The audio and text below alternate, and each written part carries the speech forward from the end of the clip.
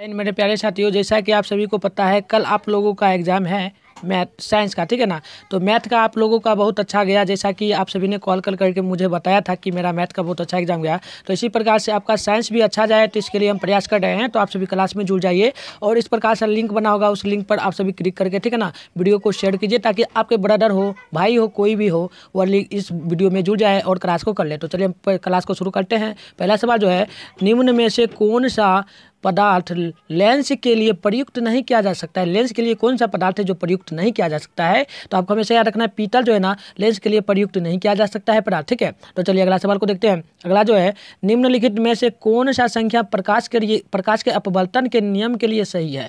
इनमें से कौन सा संख्या है जो प्रकाश के अपवर्तन के लिए सही होगा। तो आपको हमेशा याद रखना है, दो जो है ना प्रकाश के परावर्तन के अपवर्तन के कितने नियम होते हैं, तो दो है, वही हमसे पूछा जा रहा है, ठीक है। अगला सवाल देखिए, किसी वस्तु का प्रतिबिंब आंख के जिस भाग पर बनता है वह क्या कहलाता है। तो वह आपको याद रखना है क्या कहलाएगा, हमेशा याद रखना है रेटिना कहलाता है, ठीक है। आपको एग्जाम में आए तो एकदम ठोक देना है सवाल, ठीक है। अगला सवाल देखिए, किसी माध्यम के अपवर्तनांक को म्यू से सूचित किया जाता है, तो इसका मान क्या होगा। अपवर्तनांक का मान क्या होता है, आपको हमेशा याद रखना है sin i बटे sin r होता है। तो हमारा राइट आंसर जो होगा बी हो जाएगा। तो चलिए अगला सवाल को देखते हैं। आप सभी अभी तक वीडियो को लाइक नहीं किया तो वीडियो को भी लाइक करो और चैनल पर नए होंगे तो चैनल को भी सब्सक्राइब कर लेना, ठीक है। चलिए अगला सवाल को देखते हैं। एक गोलियां दर्पण की फोकस दूरी प्लस 20 सेंटीमीटर है, तो गोलियां दर्पण कैसा होगा। तो गोलियां दर्पण जो हमारा होगा प्लस में 20 सेंटीमीटर जब भी रहे तो आपको हमेशा याद रखना है या उत्तल दर्पण में रहेगा, ठीक है। राइट आंसर हमारा ए हो जाएगा। अगला सवाल जो है, तालाब का जल कम गहरा दिखाई देने का कारण क्या है। तो तालाब में जल जब कम दिखता है तो उसका कारण जो होता है आपको हमेशा याद रखना है, अपवर्तन के कारण ही वह कम दिखाई देता है। अगला सवाल जो है, अवतल दर्पण की फोकस दूरी क्या होती है। अवतल दर्पण की फोकस दूरी जो है वह क्या होती है, आपको हमेशा रखना ऋणात्मक होती है, यानी कि माइनस में होती है अवतल दर्पण, ठीक है।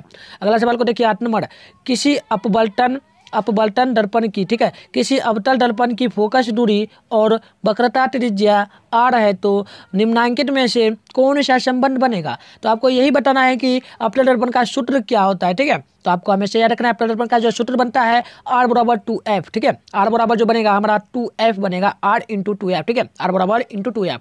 चलिए अगला सवाल को देख लीजिए। अगला सवाल जो है, इलेक्ट्रॉन हीटर, ठीक है, इलेक्ट्रॉनिक हीटर की कुंडली बनाने में किस पदार्थ का उपयोग किया जाता है। तो आपको हमेशा याद रखना है यह जो है ना नाइक्रोम का प्रयोग किया जाता है। तो राइट आंसर हमारा डी हो जाएगा। चलिए अगला सवाल को देखते हैं। अगला सवाल जो हमारा होगा 10 नंबर होगा, ठीक है।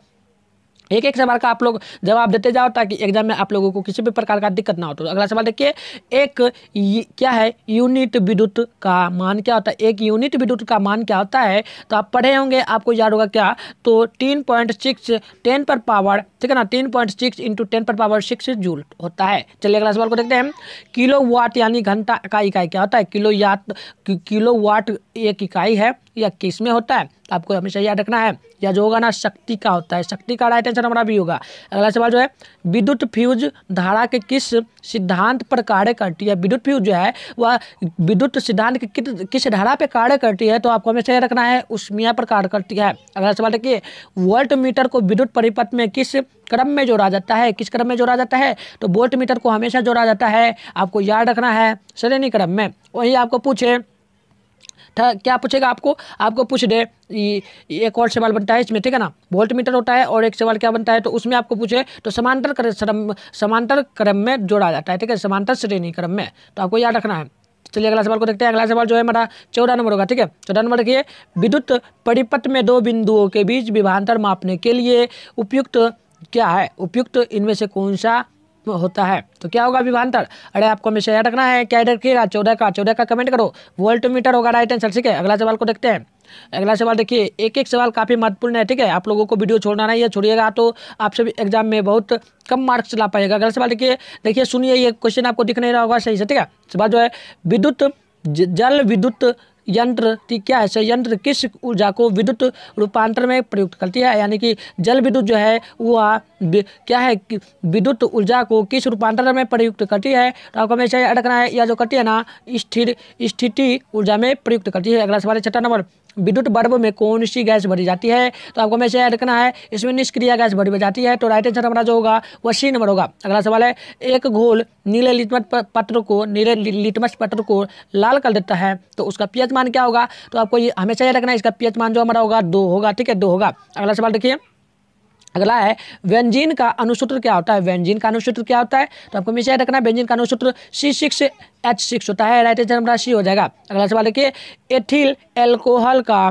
क्या है, ये क्वेश्चन ILPAC का नाम क्या है, ठीक है ना, ILPCA का नाम क्या होगा एथिल एल्कोहल में, तो आपको हमेशा याद रखना है। 19 का राइट आंसर जो हमारा हो जाएगा वो होगा एथेनॉल, ठीक है, एथेनॉल, ठीक है, एथिल से आपको याद रखना है एथेनॉल। चलिए अगला सवाल को देख लेते हैं, ठीक है, अगला सवाल को देखिए, समझ में ना आए सवाल तो दोबारा वीडियो को आप सभी देख लेना, क्लास खत्म हो जाए तब, ठीक है। चलो देखिए 20 नंबर क्या है C2, ठीक है ना, C2 यही ना, चलो इस सवाल छोड़ो, इस सवाल उतना महत्वपूर्ण भी नहीं है, एल्काइन एल्केन का है ना, हाँ एल्काइन का है, तो चलिए एल्काइन का सूत्र है, आपको देखिए सवाल हम लिख दे रहे, ठीक है, CnH2n, ठीक है, यह किसका सूत्र होता है, ठीक है, यह किसका सूत्र होगा आपको याद रखना है, यह जो सूत्र होगा ना एल्कीन का होगा। चलिए एल्केन एल्काइन पर हम एक बना ही रहते हैं, चलिए देखिए ये एल्केन है, एल्कीन है, एल्काइन है, ठीक है, तो आपको याद क्या क्या रखना है बता दे रहे हैं शॉर्ट में, यह तीनों सवाल पूछे तो आपको शॉर्ट में याद हो जाएगा। देखिए CnH2n, ठीक है, इसमें भी लिख देना है, और बीच में जो है एल्कीन इसमें भी लिखना है C, ठीक है, CH, ठीक है, CH, रुक जाओ थोड़ा सा लिख दे रहे हैं, देख लो, देखो CnH2n ये इसमें भी लिखना है, और एल्काइन जो है इसमें भी आपको लिखना है C, ठीक है, देखो लिख दे रहे हैं ध्यान से, देखो CnH2n लिख देना है, इतना आपको याद रखना पड़ेगा, एल्केन एल्काइन एल्कीन याद रखना पड़ेगा, और आपको ये याद रखना पड़ेगा CnH2n, और इसको याद करने का रीजन क्या है, तो आपको याद रखना है सटा के हटा के घटा के, ठीक है, सटा के इसमें सटाना है, इसमें हटाना है, इसमें घटाना है, तो इसमें कितना सटाएगा, तो इसमें आपको 2 सटा देना, ठीक है, इसमें प्लस में यहाँ पर होगा प्लस में, ठीक है, इसमें 2 प्लस कर देना है, और इसमें हटाना का मतलब है कि कुछ भी नहीं रखना है, जैसा है वैसे ही छोड़ देना है, और इसमें घटाने का मतलब है -2 कर देना, तो आपको याद रखना पड़ेगा एल्केन का जो सूत्र होगा CnH2n + 2, और एल्कीन का जो सूत्र होगा CnH2n, और एल्काइन का जो सूत्र होगा CnH2n - 2 सूत्र होगा। इस प्रकार से आप लोग तीनों सूत्र याद रख सकते हो, और तीनों सूत्र में से एक सूत्र निश्चित है पूछेगा। तो अगला सवाल देखिए किस नंबर, लोहे की परमाणु संख्या क्या होती है, तो लोहे की परमाणु संख्या जो होती है आपको हमेशा याद रखना है 26 होती है। तो चलिए अगला सवाल देख लेते हैं, अगला सवाल है हमारा 22 नंबर, देखिए सुनिए, दिख नहीं रहा होगा आप सभी को क्वेश्चन, स्टैंडर्ड्स, ठीक है, स्टैंडर्ड्स स्टील में लोहा एवं कार्बन के अलावे अन्य तत्व क्या कहलाते हैं, क्या कहलाते हैं, तो आपको हमेशा यह रखना है, इसका राइट आंसर जो हमारा बनेगा वह कितना होगा, तो निकेल एवं क्रोमियम, ठीक है, निकेल एवं क्रोमियम। चलिए अगला सवाल देखिए पीतल क्या है, पीतल क्या है, काफी महत्वपूर्ण सवाल, ठीक है, पूछता है यह सभी सवाल, तो आपको कल या देखिए सवाल क्वेश्चन मिल जाएगा आपको बोर्ड एग्जाम में, ठीक है, तो आपको याद रखना है पीतल जो है मिश्र धातु होती है, आपको याद रखना है, ठीक है। चलिए अगला सवाल को देखते हैं, अगला सवाल होगा 22 नंबर, देखिए एक एक सवाल को ध्यान से देखिए तभी आप लोग एग्जाम में लिख पाइएगा। अगला जो सवाल है हमारा 24 नंबर, निम्नांकित यौगिकों में से कौन अम्ल है, इनमें से कौन सा है जो अम्ल होगा, तो आपको हमेशा रखना है अम्ल जो होगा H2SO4 होगा, ठीक है। अगला सवाल देखिए निम्नांकित में कौन क्या है, पलीकरी, ठीक है, चलो ये सवाल पूछता भी उतना नहीं है, ठीक है, 25 नंबर और दिख भी नहीं रहा है तो इसको छोड़ो। चलिए अगला सवाल को देखिए, दिया है -OH अभिक्रियाशील अम्लक वाले यौगिक का नाम क्या है, तो आपको हमेशा ही रखना है, ये जो इसका आंसर जो होगा ना हमारा क्या होगा, तो आपको याद रखना है एल्कोहल, ठीक है, एल्कोहल होगा। तो चलिए अगला सवाल लिखते हैं, कैल्शियम कार्बोडाइड जल के साथ अभिक्रिया करके कौन क्या बनाता है, क्या बनाता है, तो आपको याद रखना है यह जो बनाता है ना हमारा, तो एथिल बनाता है, एथिल, ठीक है। अगला सवाल को देखते हैं, ओजोन के एक अणु में ऑक्सीजन की परमाणुओं की संख्या कितनी होती है, ओजोन के एक अणु में परमाणु ऑक्सीजन के परमाणुओं की संख्या कितनी होती है, तो मैंने कई बार आप सभी को यह सवाल करवाया है, आपको याद रखना है 3 होती है, ठीक है ना, 3। चलिए अगला सवाल को देखते हैं, अभी सवाल दिख नहीं रहा होगा, आगे दिखेगा ध्यान से, ठीक है। तो चलिए 29 नंबर सवाल का आंसर बताइए, कमर के ठीक है, कमरे के ताप पर द्रव्यमान अवस्था में रहने वाला धातु क्या होता है, कमरे के ताप में द्रव्यमान अवस्था में कौन सा धातु रहता है, तो आपको हमेशा रखना है यह रहता है कौन, तो पारा रहता है, ठीक है, पारा। अगला सवाल देखिए, अगला है 30 नंबर, क्या है सरलतम हाइड्रोकार्बन क्या है, सरलतम हाइड्रोकार्बन क्या होगा, तो आपको हमेशा रखना है यह जो है ना मिथेल होगा, मिथेल, ठीक है। अगला सवाल को देखिए, अगला सवाल है हमारा 31 नंबर, देखिए निम्नांकित में कौन क्षारीय ऑक्साइड का, ठीक है ना, क्षारीय ऑक्साइड है, इनमें से कौन क्षारीय ऑक्साइड है, तो आपको हमेशा याद रखना है या जो क्षारीय ऑक्साइड होगा Na2O होगा, ठीक है। अगला सवाल देखिए, बेकिंग पाउडर का मिश्रण क्या है, बेकिंग, ठीक है, बेकिंग पाउडर लिखा है, ये बेकिंग पाउडर लिखा है, बेकिंग पाउडर का सूत्र क्या होता है, जो जिससे आप लोग कमेंट कीजिए 32 का, ठीक है। तो आपको हमेशा याद रखना है बेकिंग पाउडर का जो सूत्र है NaHO, ठीक है, NaHCO3 एवं एसिटिक अम्ल होता है, तो आपको हमेशा याद रखना है B नंबर, ठीक है। चलिए अगला सवाल को देखिए, और मैं आप लोगों को एक बता दूं, यदि आप लोग ऑप्शन भी याद रखते हो ना, तो बिहार बोर्ड में होता है क्या, ऑप्शन चेंज कभी नहीं होता है, ऑप्शन जो है वही पूछता है, ठीक है।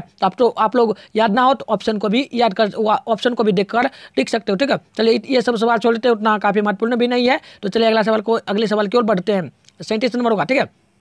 ध्यान से देखिए 37 नंबर आंसर बताइए। मानव हृदय घिरा होता है, मानव का जो हृदय है वह किस चीज़ से घिरा होता है? तो आपको ये हमेशा ये रखना है, यह जो है ना क्या होगा, पेरिकॉन्डियम, ठीक है, पेरिकॉन्डियम से घिरा होता है। चलिए अगला सवाल को देखते हैं, हमारा है 38 नंबर।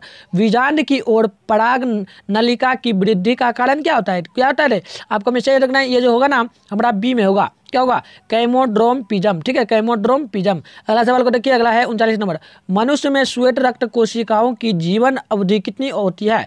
यानी कि मनुष्य में श्वेत रक्त यानी उजला जो रक्त पाया जाता है उसकी जीवन अवधि यानी कब तक वह शरीर में रहता है, यही पूछा जा रहा है। तो आपको इसे रखना है, यह जो 12 से क्या 20 दिन के अंतर रहता है, यानी कि जब बच्चा जन्म लेता है तो उसके अंदर कितना, यानी कि 12 से 20 दिन तक उजला खून रहता है, यानी श्वेत रक्त, ठीक है, आपको याद रखना है। अगला सवाल को देखते हैं, अगला जो है हमारा 40 नंबर।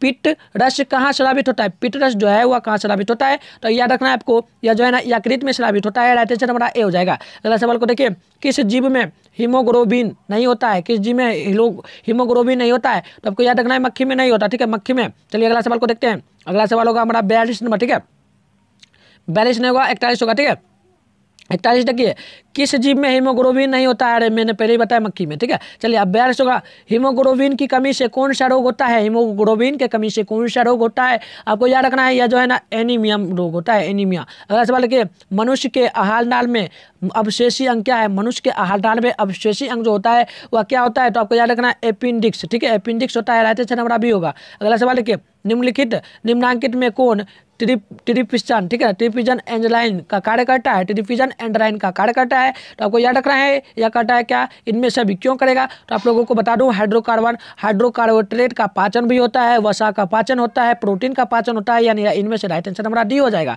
तो अगला सवाल देखिए, मुख गुहा में आहार का सबसे कौन सा भाग जो है वह पाचन की क्रिया में काम आता है? यानी कि मुख गुहा हमारा मुंह जो है या इसमें कौन सा भाग है जो पाचन की क्रिया में हमको हमारा कार्य करता है, ठीक है। तो कौन करता है? आपको हमेशा ही रखना है, जो करता है क्या, हाइड्रोकार्बन, ठीक है, हाइड्रोकार्बन करता है, हाइड्रोकार्बोनेट, ठीक है। चलिए अगला सवाल को देखते हैं, 46 नंबर होगा, ठीक है। देखिए 46 नंबर जो है, ऑक्सीजन का वाहक क्या होता है? ऑक्सीजन का वाहक इनमें से कौन होगा? तो ऑक्सीजन का वाहक इनमें से जो हमारा होगा वह कौन होगा? तो आपको याद रखना है ठीक है ना, प्रोजेस्टेरोन, ठीक है, राइट आंसर हमारा सी होगा। अगला सवाल को देखिए, मानव शरीर में सबसे लंबी कोशिका कौन है? मानव शरीर में सबसे लंबी कोशिकाएं क्या होगी? तो आपको याद रखना है क्या होगा, तंत्रिका कोशिका, ठीक है, तंत्रिका कोशिका। अगला सवाल को देखिए, प्रकाश के परावर्तन के कितने नियम है? प्रकाश के परावर्तन के जो नियम होते हैं आपको हमेशा ही रखना है, 2 प्रकार के होते हैं प्रकाश के परावर्तन के नियम, ठीक है। हमारा राइट आंसर जो होगा वो क्या होगा? तो हमारा होगा बी, ठीक है।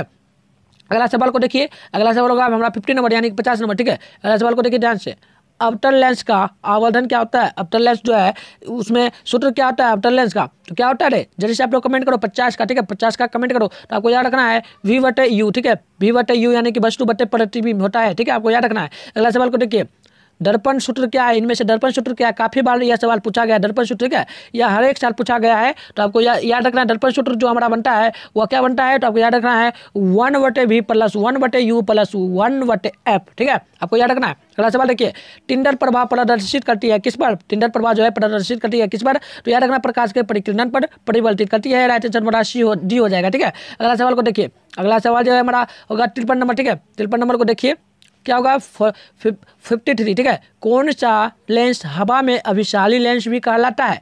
कौन सा लेंस है जो हवा में अभिसारी लेंस कहलाता है? तो आपको हमेशा यह रखना है, यह जो होगा ना हमारा उत्तल लेंस कहलाता है, ठीक है, राइट आंसर हमारा भी होगा। अगला सवाल देखिए, उत्तल दर्पण में क्या है? प्रतिबिंब बनता है। उत्तल दर्पण में किस प्रकार का प्रतिबिंब बनता है? तो आपको हमेशा ही रखना है अभिसारी बनता है, यानी कि सबसे बड़ा बनता है। अगला सवाल है, प्रकाशिक माध्यम में कितने प्रकार के होते हैं? प्रकाशिक माध्यम जो है वह कितने प्रकार के होते हैं? तो आपको हमेशा ही रखना है, या जो है ना कितने प्रकार के होंगे? 2 प्रकार के होंगे, ठीक है, अगर आपको याद रखना है। चलिए अगला सवाल को देख लीजिए। देखिए अगला सवाल जो है हमारा, ध्यान से देखना, अगला सवाल डायनेमो, ठीक है, डायनेमो परिवर्तित करता है किसे? डायनेमो किसे परिवर्तित करता है? तो आपको हमेशा याद रखना है 56 है ना, 56 का राइट आंसर हमारा जो होगा यांत्रिक ऊर्जा को विद्युत ऊर्जा में करता है, ठीक है, राइट आंसर हमारा भी होगा। चलिए अगला सवाल को देखते हैं। अगला सवाल जो है हमारा 57 नंबर है, यानी कि 57, ठीक है।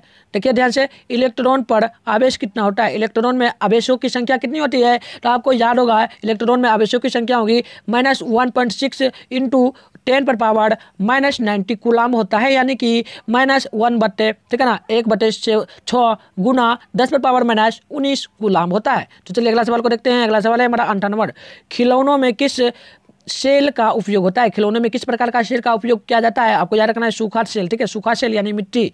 अगला सवाल को देखिए, कार्य करने की क्षमता क्या कहलाती है? कार्य करने की क्षमता क्या कहलाती है? 59 का राइट आंसर बताइए। तो आपको याद रखना है ऊर्जा कहलाती है, ठीक है। अगला सवाल को देखिए, अगला सवाल काफी महत्वपूर्ण बनता है। निम्न में से कौन सा विस्थापन अभिक्रिया का एक उदाहरण है? कौन सा विस्थापन है जो अभिक्रिया का उदाहरण बनता है? कौन है? आपको हमेशा याद रखना है, यह जो होगा ना हमारा Fe+Cu बराबर होगा Fe+, ठीक है ना, आपको याद रखना है। अगला सवाल को देखिए, अगला सवाल है हमारा 61 नंबर।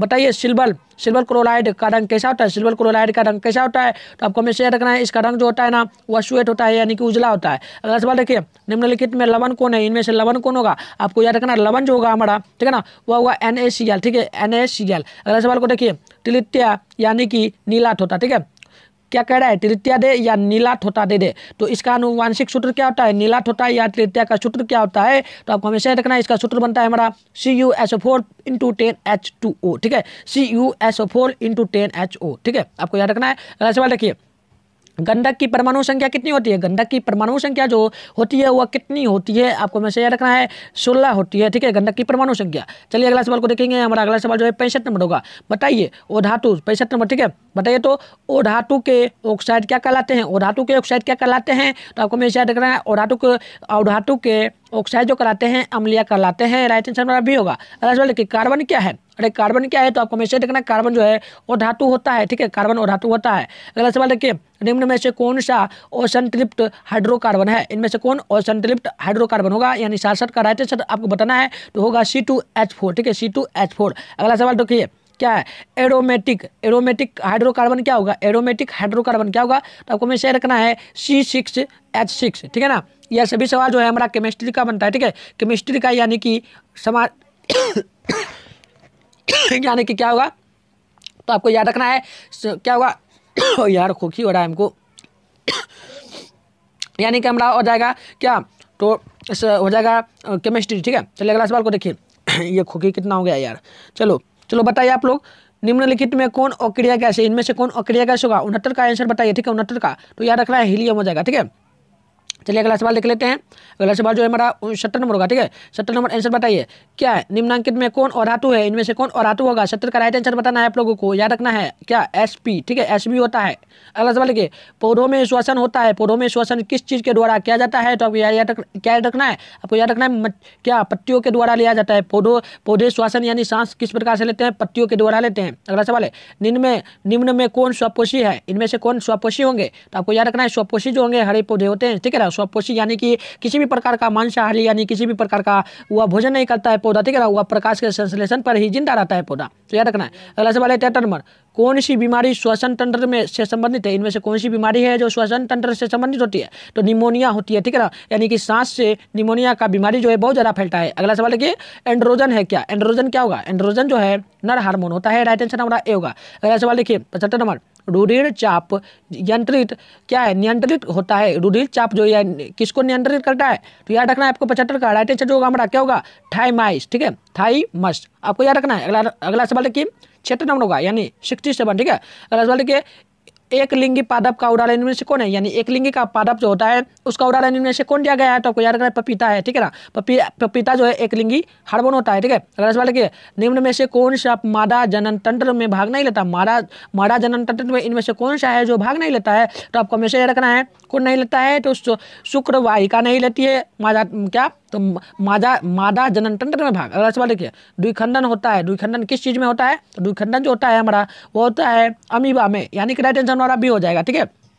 आप लोगों से एक और जरूरी बात करना था, यदि आप लोगों को आउट क्वेश्चन चाहिए, ठीक है ना, आउट क्वेश्चन आप लोगों को यदि फ्री में चाहिए तो आपको किसी भी प्रकार का पेड नहीं करना है, आपको सिर्फ इस नंबर पे कांटेक्ट करना है, ठीक है। इस नंबर पे कांटेक्ट कीजिए, आपको फ्री में दिया जाएगा, ठीक है, आपको फ्री में आउट क्वेश्चन प्रोवाइड किया जाएगा, ठीक है। तो आप लोग इस नंबर पर कॉन्टैक्ट कर लेना, क्योंकि कल भी यानी कि आज हुआ था, ठीक है, आज हुआ था मैथ का क्वेश्चन पेपर, जिसमें से 100% क्वेश्चन जो था ना, 100% में से करीब 60% यानी 60% क्वेश्चन डरा था, ठीक है। तो आप लोगों को चाहिए तो आप लोग कॉन्टैक्ट कर लेना, ठीक है। और चैनल पे नए होंगे तो चैनल को भी सब्सक्राइब कर लेना। इसी प्रकार का आप लोगों को जो इंपॉर्टेंट क्वेश्चन होगा इस वीडियो पे, इस चैनल पे कराया जाएगा, ठीक है। तो चलिए अगला सवाल देखते हैं। अगला सवाल है हमारा क्या है? ध्यान से देखो, टेस्टोस्टेरोन, ठीक है, टेस्टोस्टेरोन स्रावित होता है। टेस्टोस्टेरोन स्रावित किस में होता है? आपको हमेशा याद रखना है क्या? 79 है ना, इसका राइट आंसर हमारा वृषण में होगा, ठीक है, वृषण में। अगला सवाल देखिए, क्या है? मानव मस्तिष्क का औसत भार क्या होता है? यानी मानव का, यानी आपका जो मस्तिष्क है यानी सिर जो है उसका कितना वजन होता है? कितना वजन होता है आपको याद रखना है।